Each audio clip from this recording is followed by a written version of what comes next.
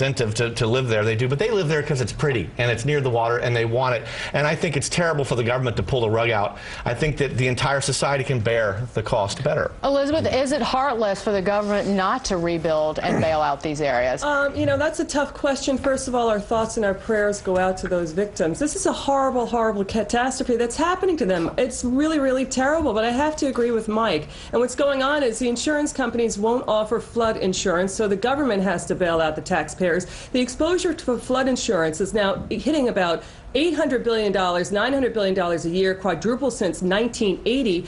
I would say to these individuals, don't live there. The risk is too great. It's like building a house in the middle of an interstate highway. So just be more careful with your homes and your livelihood. And really, what the problem is, because you have the government doing the bailouts, and the insurance company's not doing it, you don't have market-tested insurance premiums, so the premiums are low. So I happen to agree with Mike. Josh, should the government come in, rebuild, bail out time and again? I agree with Dennis on this. I think we're a big, strong, rich country. I think we can afford to come in and help our neighbors. I also think the role of government, the appropriate role, is to step in and lend a helping hand during a crisis. And, you know, more broadly, when you look at these natural disasters, you have to ask, is it the disaster that's destroying the community, or is it also the failure of those government-constructed infrastructure, those bridges, those levees? And if that's the case, then the government does have a responsibility, I think, to come in and help out. John, does the government have a responsibility to help out? Absolutely not. I think it's shocking that a flood would happen right by the river. You know, these policies don't pass the grown man test. People need to be responsible for their own choices. We can feel bad, we can have great empathy for people, but paying for people to move in a flood zone is like paying for people's losses in Las Vegas or in the stock market.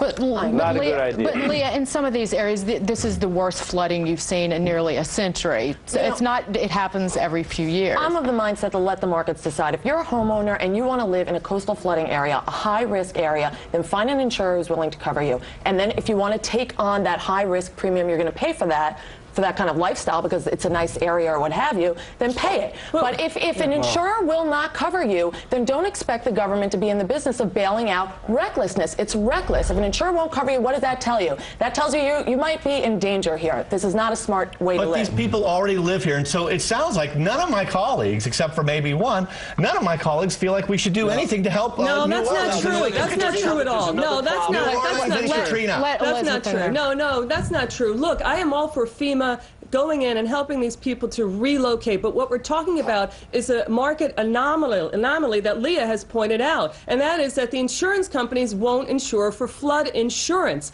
And you know what's really appalling is that some insurers were talking these homeowners out of getting flood insurance. I think Michael Moore should do a movie on this part of the insurance industry, call it Leacho, and you know, it's part 2 to Sicko. I don't know what's going on with the insurers here. I think it's outrageous what happened with these homeowners and what has happened in this catastrophe. Mike, go ahead. There's no flood insurance. It's just expensive. There's wide discretion over what can be called a disaster area. Now you look, you know, the president has a big yardstick that he can apply. You look at New York. We had hard rain for 2 days a couple of weeks ago, and now Schumer and Clinton want it to be a national disaster area. They just want to get their hands on taxpayer money. That's all there is to it, Dennis. And John, in some of these coastal areas, people are rebuilding time and again, like down in Dauphin, Alabama. You see it one hurricane after another. Of course they are. You know, if the government paid for all of your losses on the red squares in Las Vegas, pretty soon you'd find people only betting on the red squares. That's what's happening. That's what Mike was talking about. But paying for that kind of risk doesn't make sense because it makes people make the wrong decisions. So flood insurance is available. It's just expensive. No, the point is that it's cheaper, actually. Let's get Dennis in here. Dennis, I mean, come on. So basically, New Orleans deserves no help at all from government. New Orleans will not come back and will not survive without government help. And sometimes government's got to step in. That's what tax money is for, guys. So do you think that they should rebuild in New Orleans again? Yes, of course they should. You know, the government should not be in the business of subsidizing reckless behavior. At some point, the writing is is all over the wall. It's reckless behavior to live in a city that's been settled for 200 years. That's reckless behavior. No, but you're taking on the risk. These people don't know that there's insurance covering them. Let me also, they should know. They're homeowners. One problem with Lay's argument is sometimes it's not a choice. Sometimes people in these areas, I think Dennis brings up a good point of New Orleans. You were talking about poor, disadvantaged people who didn't have the financial flexibility to leave that area even if they wanted to. And that's a completely fair point. But in other cases, we're talking about lifestyles, luxury lifestyles. We're talking about waterfront property. And should the government be subsidized?